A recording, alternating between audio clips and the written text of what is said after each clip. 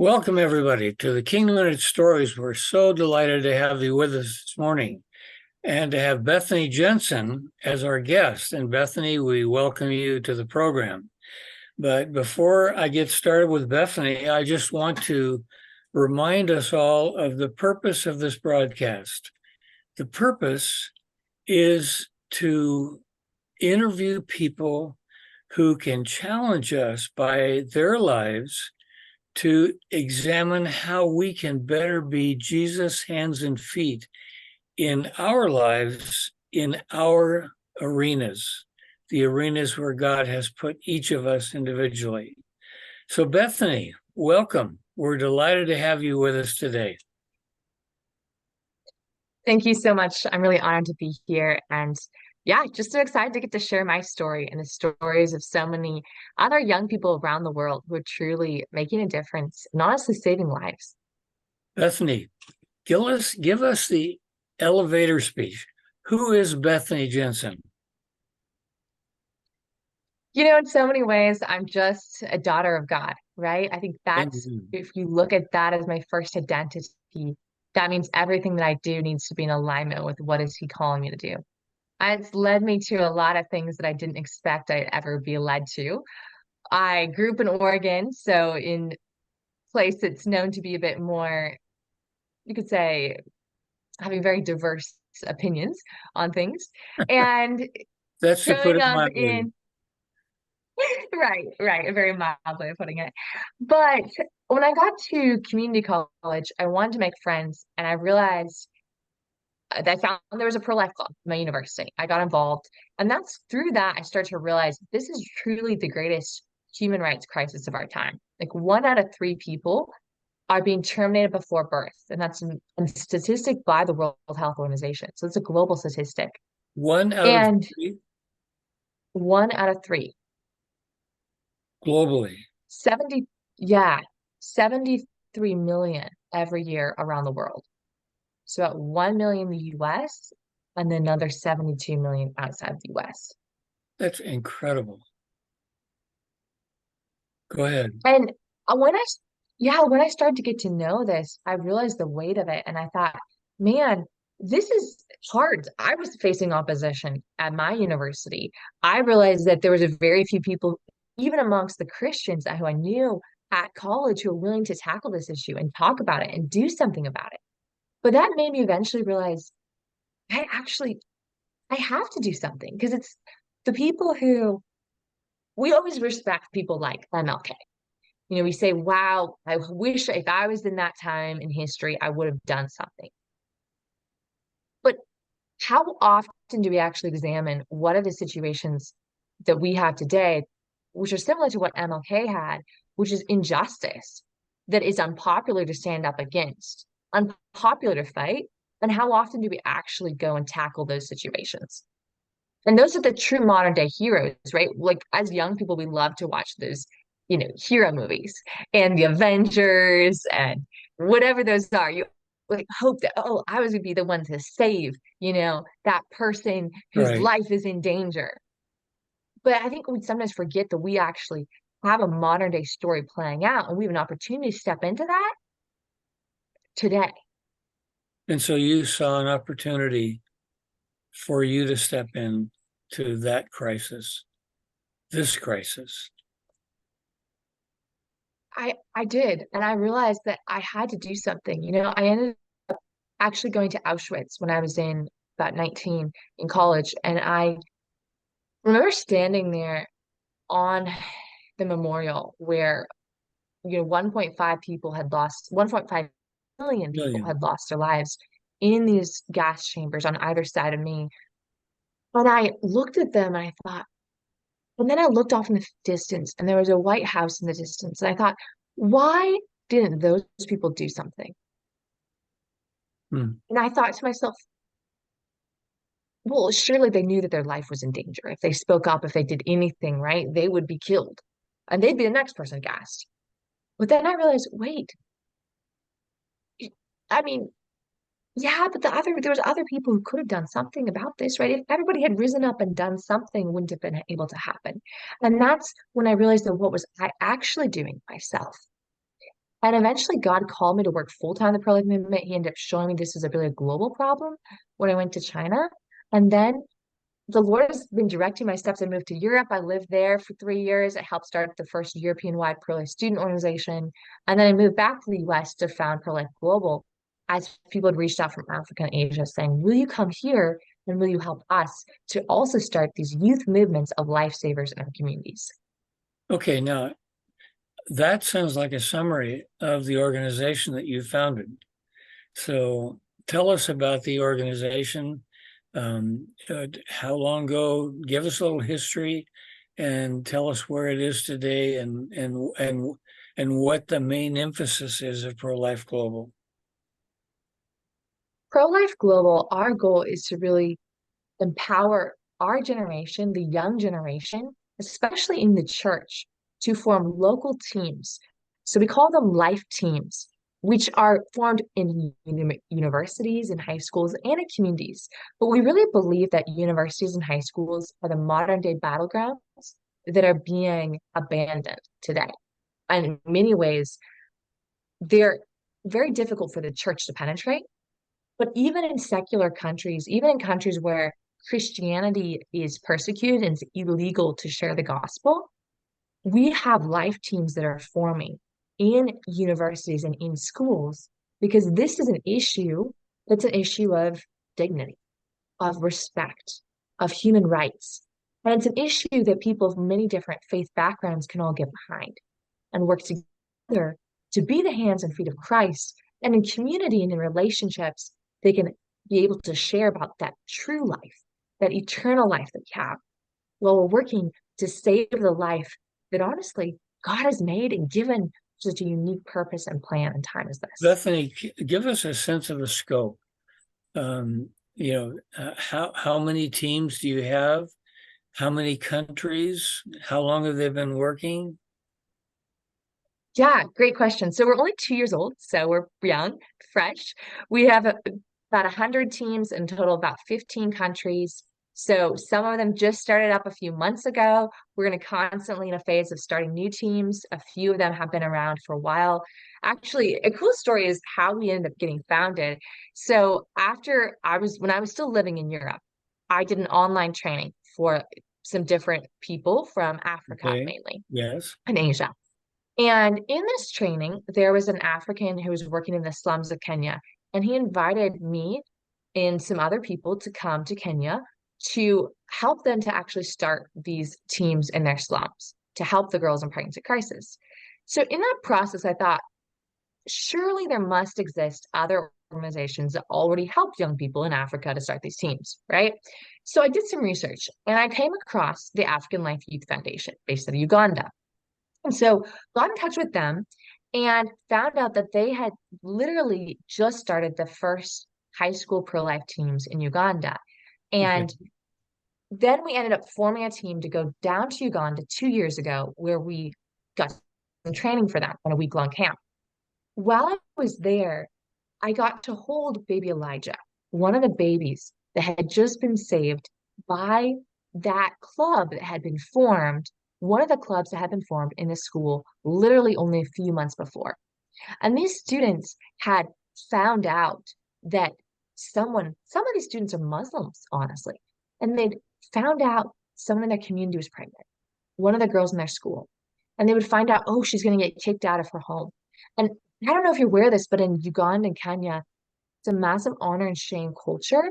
And so when a girl gets pregnant out of marriage, she, by the cultural standards, cannot continue to live with her parents and not continue to live with her father because it's this massive cultural shame. So somehow, sometimes they're able to, actually, young people will go on behalf of the girl and go and talk to the tribal elders, bring the tribal elders with them to the girl's parents to have a conversation with the girl's parents to see if they can find a way for her to stay in the home. Wow. And sometimes that's not possible. And so then the students themselves will pitch together money to buy a mattress so that she can then live with her grandma, She can live with her what? with her grandmother, for Okay. example. All right. Yeah. And so we visited one of the girls who had just chosen life, just given birth, who was living with her grandma. She had her, mattress and mosquito net over top of it and over the baby's, crib. And there was a little chicken running around in the house, and but it was so beautiful to see. She had her baby and she was joyful and grateful for that. And that was And baby Joshua. no, that was actually a different baby. Okay. So yes, baby Elijah was a little bit further down. We drove down the road and it was dark by this point, and we couldn't hardly find this house because there was no street lights out there, no lights in the front of the house. We walk in using flashlights and our cell phones. It's completely pitch black, so no electricity in the house. Probably about 3 bedrooms, dirt floor, brick home, and we are greeted by a whole bunch of kids. There's probably 10 kids that this family has.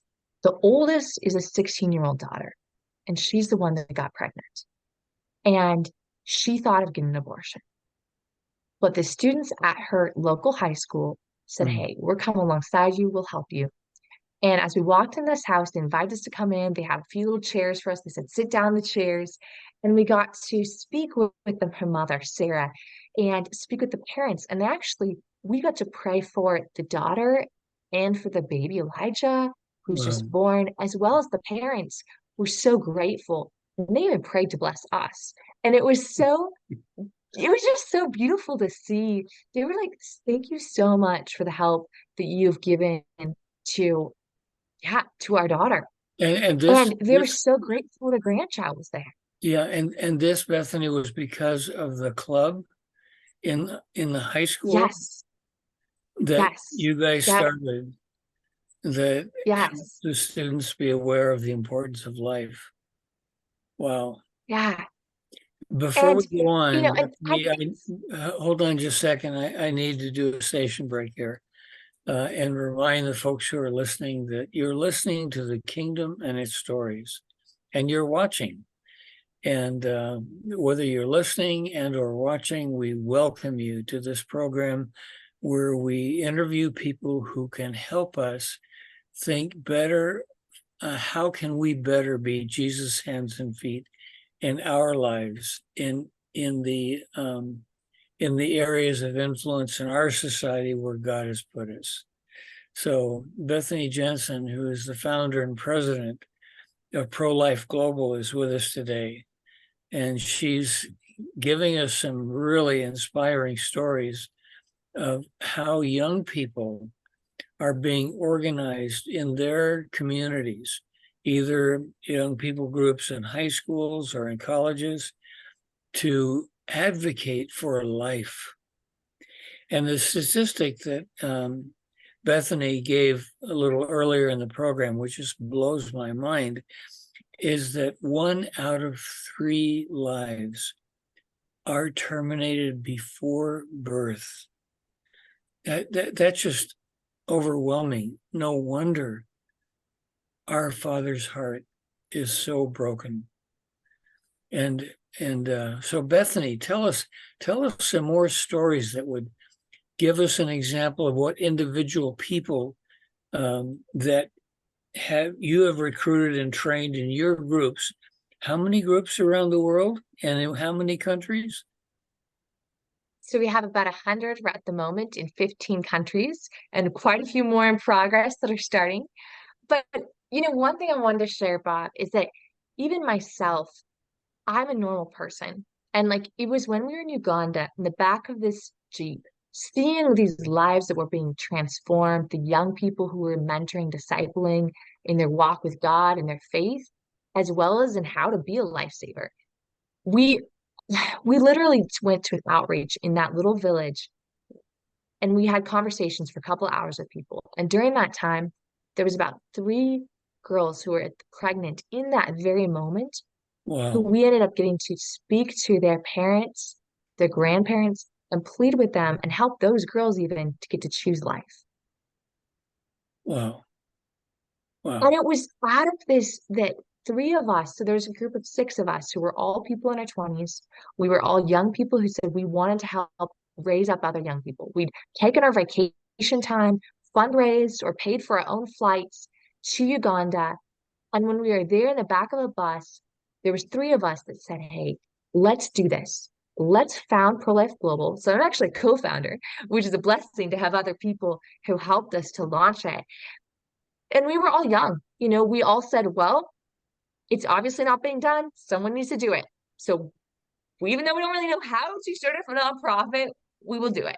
And I say that because I know sometimes the listener, you may be feeling like, I don't know what to do. I can't do it. I'm just a stay-at-home mom, or I'm just, a construction worker, or I'm just a high school student. But I want to tell you, if you see a challenge in your community that needs to be solved, God's shown you that for a reason, and He will empower you and give you and equip you to be able to do something about it, even if you feel like you can't on your own. Amen. Amen. Go ahead. So when I was actually, we sent a team this summer. Unfortunately, I didn't get to go, but we sent a team to Burundi. And so we actually did some trainings I got to do about a year and a half ago online for students from Burundi. Burundi is a very small French-speaking country in Africa, and one of the most impoverished countries in Africa, where about 80% of the population is unemployed. And So geographically, it's really in the heart of Africa. And in yes, the country, yes. physically, if you look out on the map, it's shaped like a heart.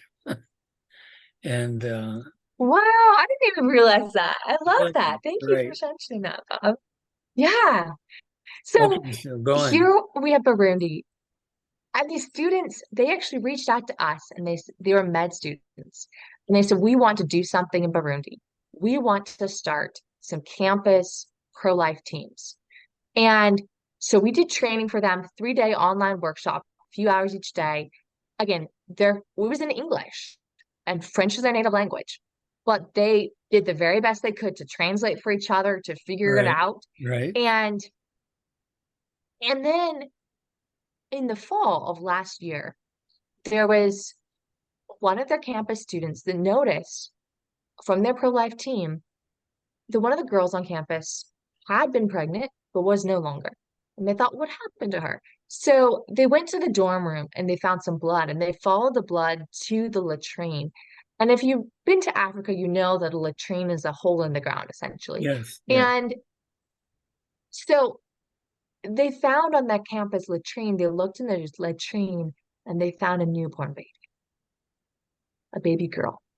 And this baby was still alive. Oh, wow. And so they pulled out baby Nathia Oh, and they man. washed her off.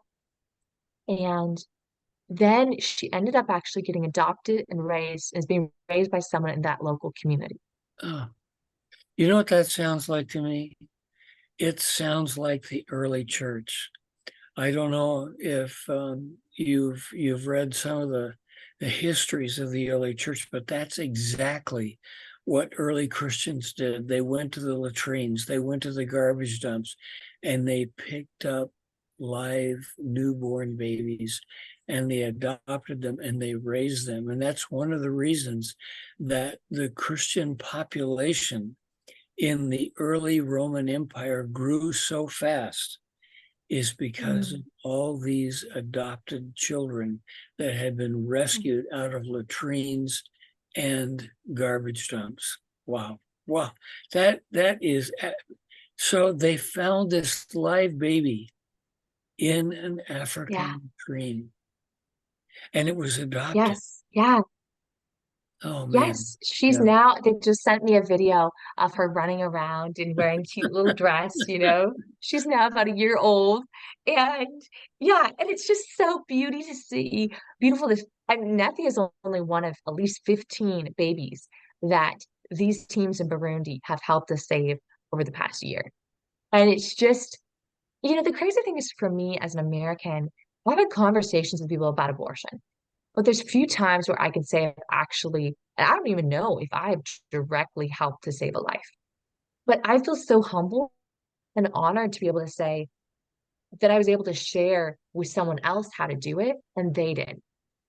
And, it's beautiful because this is not just happening in like Africa, also in Asia, in Southeast Asia. where we have some leaders that we trained in March. We went there, we did training in person.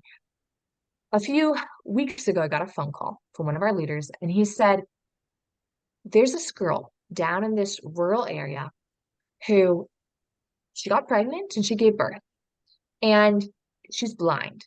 And she's been living with a few men who are her caregivers. We don't know how she got pregnant, but The the mother question's was not that. this mother. The Yeah, mother, yes, the this girl. woman who Yeah, just gave birth, the mother was blind, right? So, but the caregivers refused to let her into the house after she was sent home from the hospital. And so she was living outside in the rain with her newborn baby. And so the local Christian community, the local believers said, we have to do something about this. So our leader took the train, took his own money together to take the train several hours. And he doesn't even work. This is his full-time ministry, is working the pro-life movement. So he and his wife live off of very little money, $100 a month. And they took the train down to visit this girl. They were then able to, they spoke with a local, pastor and his wife. The pastor and his wife took her into their home, and then they found a maternity home several states away. So it'd be quite a several hour journey right. where she would be able to go to live. And but one of the biggest fears that they had is that culturally in Southeast Asia, abortion in that particular community wasn't done. But what was done was a few days after the baby's born, about 3 days after the baby's born, Yes. oftentimes people would put salt in the tongue or grains of rice, and the baby would be then choked and die. And so that was their fear, that we need to make sure the woman is safe and the baby's safe, because we didn't want someone, or maybe the woman and the mom, out of desperation to Yes. kill her baby. Oh wow. Wow. I I just get chills when I think of the drama of all of this, and the people that you're telling us about are not big people. They're not people with status. They're people who God has touched and given them a sense of compassion for these babies who've been made in his image. Bethany, I'm just overwhelmed. How old are you? I'm 28. No, 29. Actually, 29. 2 minutes. I don't know. I said Okay. 28. And sometimes we think, and the age of some of these young people what would be the average age of the young people you're training in these pro-life groups? So some of them are 14, 15. Some of them are 19 and 20. So they're in university. The university leaders are, that 18 to 22, 24 range. And yeah, the high school kids are high Our school high school kids. kids, yeah. Yeah, and it just overwhelms me to think that when we think of systemic change within our culture, that it takes somebody with maturity that's a little older to make a difference. And what I'm seeing through you, Bethany, is that God can take and use young people who Yes, have no credibility generally within society and use them to make a difference in the life, absolutely. a lifetime difference in the lives of other human beings. We've And got 30 seconds. What would you say to those who are listening to if encourage God them? can use, if God can use a young person, he can use you. And I challenge to you is to really ask the Lord and to look around your community. What is it that is happening in your community that you need to do something about? And then gather other people together. Maybe those are, if you're a high school student, other high school kids, or challenge your high school kids and help them to do something. or if you're a mom, other moms. And so how can we tackle the greatest human rights crisis of our time and save lives in our community? Bethany, thank you.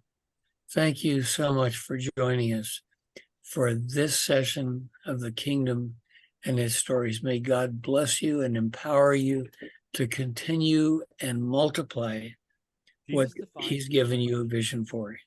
God bless you. Thank you so much, Bob.